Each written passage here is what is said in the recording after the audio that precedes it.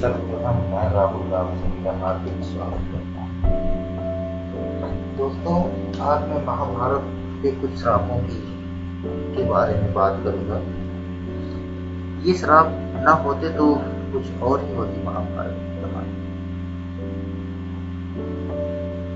पौराणिक ग्रंथों में अनेकों श्रापों का वर्णन मिलता है और उस श्राप के पीछे कोई न कोई कहानी भी मिलती है। आज हम आपको महाभारत में उल्लेखित 10 ऐसे प्रसिद्ध श्राप के पीछे की कहानी बताएंगे। पहली कहानी राजा पांडु को ऋषि किदम का श्राप। महाभारत के अनुसार एक बार राजा पांडु शिकार खेलने वन में गए। उन्होंने वहां हिरण के जोड़े को मैथुन करते देखा और उस पर बाण चला दिया। वास्तव में वो हिरण व हिरणी ऋषि किदम्ब और उनकी पत्नी थी। तब ऋषि किदम्ब ने राजा पांडु को श्राप दिया कि तुम जब भी किसी स्त्री के साथ संभोग करोगे उसी समय तुम्हारी मृत्यु हो जाएगी। इसी श्राप के चलते राजा पांडु के मृत माद्री के साथ संभोग कर रहे थे, उसी समय उनकी मृत्यु हो गई। दूसरा श्राप है मांडव ऋषि ने जो यमराज को दिया था। महाभारत के अनुसार मांडव नाम के एक ऋषि थे। राजा ने भूलवश उन्हें चोरी का दोषी मानकर सूली पर चढ़ाने की सजा दी। सूली पर कुछ दिनों तक चढ़े रहने के बाद जब उनके प्राण नहीं निकले तो राजा को अपनी गलती का एहसास हुआ और उन्होंने ऋषि मांडव से क्षमा मांगकर उन्हें छोड़ दिया। जब ऋषि मांडव यमराज के पास पहुंचे और पूछा कि मैंने अपने जीवन काल में ऐसा कौन सा अपराध किया था जो मुझे इस प्रकार झूठे आरोप की सजा मिली। तब यमराज ने बताया कि जब आप 12 साल के थे तब आपने एक पतिंगे की पूंछ में सीख चुकी थी, उसी के फलस्वरूप आपको यह कष्ट सहना पड़ा। तब ऋषि मांडव ने यमराज से कहा कि 12 वर्ष की उम्र में किसी को भी धर्म का ज्ञान नहीं होता। आपने छोटे से अपराध का इतना बड़ा दंड दिया, इसलिए मैं आपको श्राप देता हूँ कि तुम शूद्र योनि में एक दासी पुत्र के रूप में जन्म लेना पड़ेगा। मंडप ऋषि के इसी श्राप की वजह से यमराज ने महात्मा विदुर के रूप में जन्म लिया। तीसरा श्राप था कद्रु का अपने पुत्रों का श्राप। महाभारत के अनुसार ऋषि कश्यप की कद्रु और बिलता नामक 2 पत्नी। कद्रु सर्पों की माता तथा बिलता गरुड़ की। एक बार कद्रु और बिलता ने एक सफेद रंग की घोड़े को देखा और शर्त लगाई। बिलता ने कहा कि यह घोड़ा पूरी तरह सफेद है और कद्रु ने कहा कि घोड़ा तो सफेद है लेकिन उसकी पूंछ काली है। कद्रु ने अपनी बात को सही साबित करने के लिए अपने सर्वपुत्रों से कहा कि तुम सभी स्वरूप में जाके घोड़े की पूंछ में चिपक जाओ जिससे उसकी पूंछ काली दिखाई दे और मैं सर जीत जाऊं। कुछ सर्पों ने कद्रु की बात नहीं मानी। तब कद्रु ने अपने उन पुत्रों को श्राप दिया कि तुम जन्मजेय के सर्प यज्ञ में भस्म हो जाओ। चौथा श्राप था मित्रों उर्वशी का, जो अर्जुन को दिया गया। इसमें महाभारत युद्ध से पहले जब अर्जुन दिव्यास्त्र प्राप्त करने स्वर्ग गए तो वहां उर्वशी नाम की अप्सरा उन पर मोहित हो गई। अर्जुन ने उन्हें अपनी माता के समान बताया। यह सुनकर क्रोधित उर्वशी ने अर्जुन को श्राप दिया कि तुम नपुंसक की भांति बात कर रहे हो, इसलिए तुम नपुंसक हो जाओ। तुम्हें स्त्रियों में नर्तक बनकर रहना पड़ेगा। तब यह बात अर्जुन ने देवराज से बताई तो उन्होंने कहा कि अज्ञातवास के दौरान यह श्राप तुम्हारी मदद करेगा और तुम्हें कोई पहचान नहीं पाएगा। 5वां श्राप था मित्रों परशुराम ने कर्ण को दिया था। महाभारत के अनुसार सूर्यपुत्र कर्ण परशुराम के ही शिष्य थे। कर्ण ने परशुराम से अपना परिचय एक सूद पुत्र के नाम बताया। एक बार जब परशुराम कर्ण की गोद में सिर रखकर सो रहे थे उसी समय कर्ण को एक भयंकर कीड़े ने काट लिया।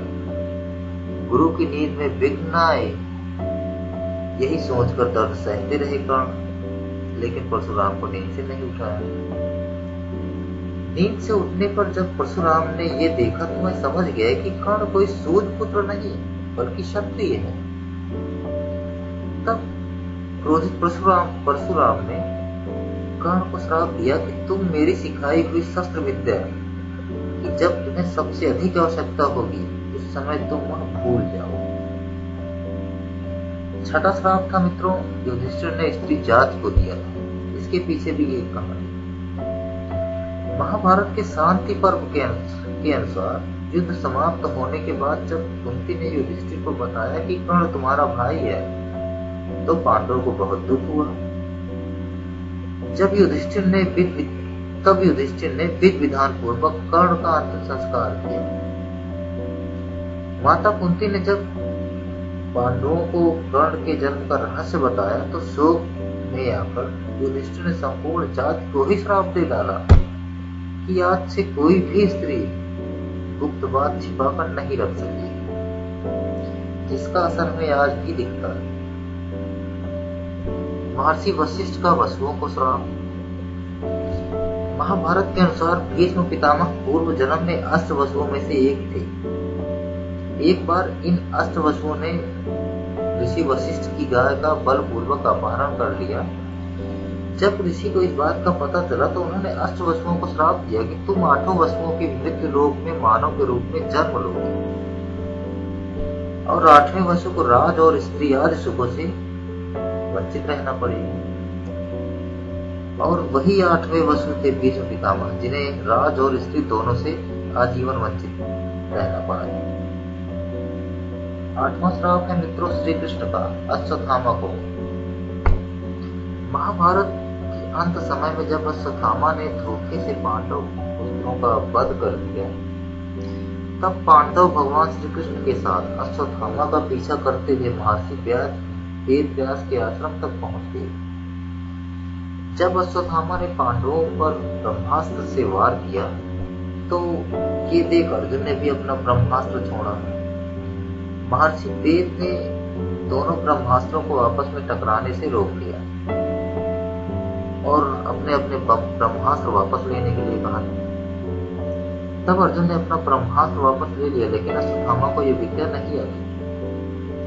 इसलिए उसने अपने अस्त्र की दिशा बदलकर अभिमन्यु की पुत्री पत्नी उत्तरा के गर्भ की ओर बढ़ी। यह देखकर भगवान कृष्ण ने अश्वत्थामा को श्राप दिया कि तुम 3000 वर्ष तक इस पृथ्वी पर भटकते रहोगे और किसी भी जगह किसी भी पुरुष से तुम्हारी बातचीत नहीं हो सकेगी। तुम्हारे शरीर से दीप और लौह की गंध आती रहेगी, इसलिए तुम मनुष्य के बीच नहीं रह सकोगे, दुर्गम वन में ही पड़े रहोगे। नौवां श्राप था श्री कृष्ण का, गांधारी ने दिया था। कौरवों की माता गांधारी ने महाभारत के लिए श्री कृष्ण को दोषी ठहराते हुए श्राप दिया कि जिस प्रकार कौरवों का वंश नाश हुआ है, ठीक उसी प्रकार यदुवंश का भी नाश होगा। गांधारी के श्राप से विनाश काल आने के कारण श्री कृष्ण द्वारिका लौटकर यदुवंशियों को लेकर प्रयास क्षेत्र में आ गए। यदुवंशी अपने साथ अन्न भंडार भी ले आए थे। कृष्ण ने ब्राह्मणों को अन्न दान देकर यदुवंशियों को मृत्यु का इंतजार करने का आदेश दिया। कुछ दिन बाद महाभारत की चर्चा करते समय सात्यकी और कृतवर्मा में विवाद हो गया। सात्यकी ने गुस्से में आकर कृतवर्मा का सिर काट दिया। इससे उनमें आपसी युद्ध भड़क उठा और वह समूहों में विभाजित होकर एक दूसरे का संहार करने लगे। इस लड़ाई में श्री कृष्ण के पुत्र प्रद्युम्न और मित्र सात्यकी समेत सभी यदुवंशी मारे गए, केवल बब्रू और दारुक ही बचे। मित्रों, 10वां श्राप था जो अम्बा ने दिया था भीष्म को। महाभारत के अनुसार भीष्म काशी में हो रहे स्वयंवर के काशीराज की 3 पुत्रियों अम्बा, अंबिका और अंबालिका को अपने छोटे भाई विचित्रवीर के लिए उठा लाए। अम्बा ने रास्ते में भीष्म को बताया कि मन ही मन किसी और को अपना पति मान चुकी है। तब भीष्म ने उन्हें ससम्मान छोड़ दिया, लेकिन हरण कर लिए जाने पर साल्व, जिससे वो प्रेम करती थी, उसने अम्बा को अस्वीकार कर दिया। तब अम्बा भीष्म के गुरु परशुराम के पास पहुंची और अपनी व्यथा सुनाई। अम्बा की बात सुनकर भगवान परशुराम ने भीष्म को उससे विवाह करवाने के लिए कहा,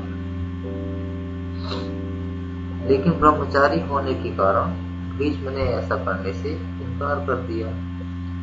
तब परशुराम और भीष्म के बीच भीषण युद्ध हुआ और अंत में अपने पितरों की बात मानकर भगवान परशुराम ने अपने अस्त्र रख दिए। इस प्रकार इस युद्ध में न किसी की हार हुई न किसी की जीत। अंबा ने भीष्म को श्राप दिया कि तुम्हारी मृत्यु का कारण मैं ही बनूं, जिसकी वजह से अगले जन्म में अंबा ने शिखंडी के रूप में जन्म लिया और भीष्म की मृत्यु के कारण बने। दोस्तों, यही सब वो कारण थे, श्राप थे, जिनकी वजह से महाभारत बन गया। अगर ये श्राप ना मिला होता तो महाभारत का अंत कुछ और होता। तो इसीलिए कहते हैं मित्रों, जो होता है अच्छे के लिए होता है। वीडियो देखने के लिए बहुत बहुत धन्यवाद। अभी तक आपने अगर सब्सक्राइब नहीं किया है तो हमारा चैनल सब्सक्राइब जरूर करें।